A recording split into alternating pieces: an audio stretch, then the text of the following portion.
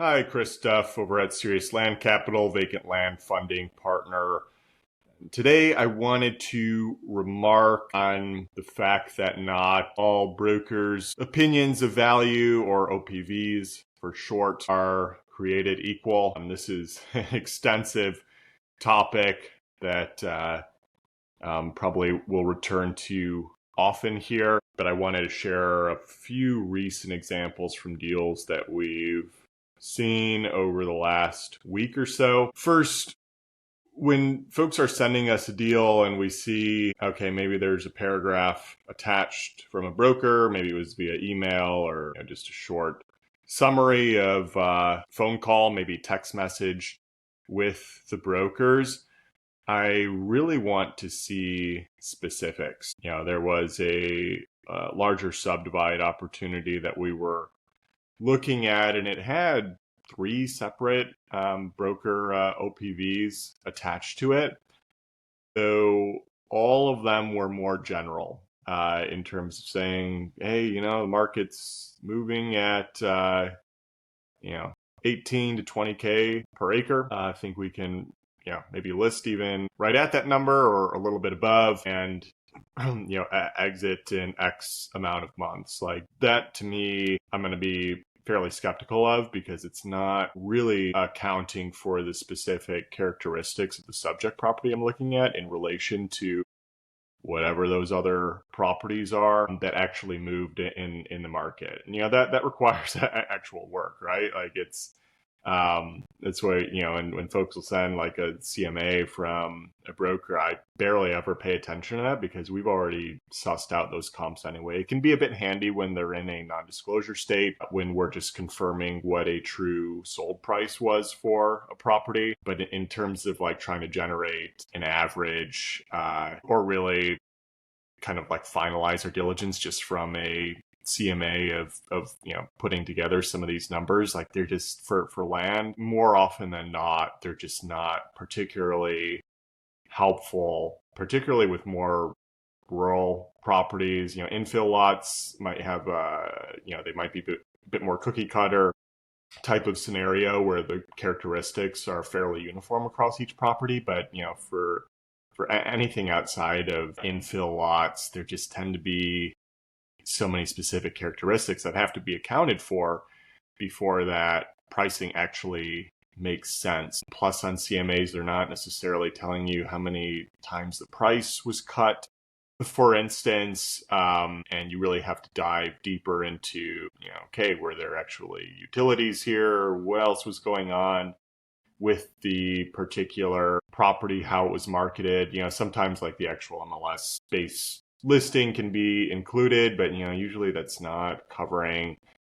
that full amount of info that I might be able to see if I'm pulling up previous Zillow or Redfin listing prior to that, so I can see potential price cuts and activity changes and so forth there. Or if there's still active properties, I'd want to see the actual activity on it.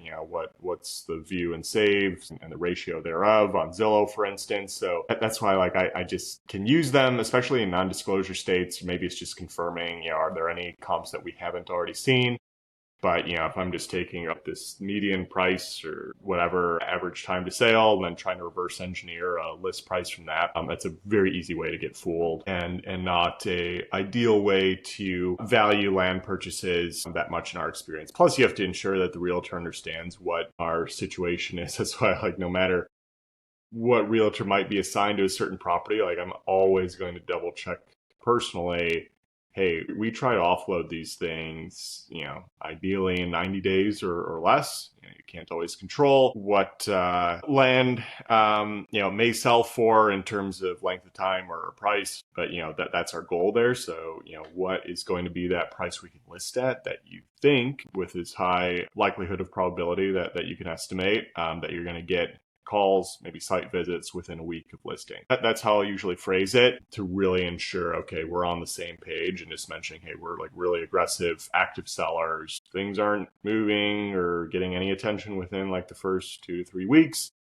depending where we might have priced it at. We might be looking to cut price or, explore some other marketing methods that might not have already been accounted for upon the initial list. So that helps us assure that we're on the same page here. Something else that I'll see on some of these kind of just broker OPVs here is, and it's just something that just doesn't really make sense to me. So I think it's so speculative, where they'll be saying, hey, there haven't really been any or many sales of this certain type of acreage within the last 6 months, maybe 12 months. And oh, by the way, there's not much inventory here either, and treating that as a good thing.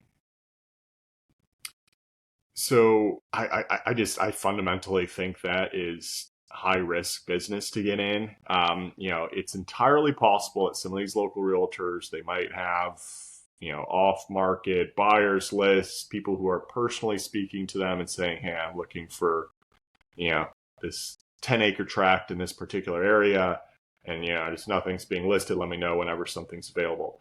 Yeah. If they're providing a rationale like that, where they're saying, hey, there's not really an active market at the moment, but by the way, I have these potential buyers, that's something to dig a lot deeper into. Usually it's not going to be the case. And even if a realtor indicates that, we've had that experience of, we think there could be this larger off-market buyer list here, but you're taking a big gamble, because if those, if those buyers dry up, and, even if the broker indicates there's some activity, how many do they know personally? Is it one person, two people, maybe a couple more? Are they really going to be in the actual market for the specific property that you're bringing to them? Yeah, there could be some risk if you're presenting the property that you're about to close on. How savvy are some of these buyers? Do you run some, circumvention risk before you close on the property? There is some inherent risk to that. Depends on the area, depends on the relationships the broker might have with these people. But, if they're purporting that, I'll usually be pretty comfortable. Hey, and if we're feeling pretty secure, hey, we've got this thing in escrow, we're about to close on it. Just start soft selling it, see what type of interest you can generate, and see what's actually real out there, besides just kind of taking their word for it and, potentially buying a property without, any real data points outside of what the broker is saying in terms of interest. So that's one that I just, again, fundamentally disagree with, because I would just always want to see, okay, there's at least some type of real activity for properties like this. And, if we have to take a loss on, missing out on a potential buyer by not funding a certain property, that's okay. Because if I can't show the data points, internally to my own partners, to other employees and contractors within the business, it's really shaky decision making. Again, unless you have, kind of extensive analysis from a broker that's really pointing in the direction, yes, these parcels are in very high demand. There hasn't been any inventory available for even like a year at a time. But if that's truly the case, again, I would still be super cautious about that, because that's just telling me that the land market is still slow on average anyway. Maybe you're in like a crazy high demand area where there's not really acreage of this size around at all. Then it might be a little, to me that would be closer to like a main metro area, like larger acreage that is just kind of uniquely qualified for certain buyers that just, rarely, if ever, comes up on the market. But if you're anywhere outside of that, like rural acreage should be routinely trading at least one parcel in the last year for a certain acreage range. Like otherwise, it's insanely slow.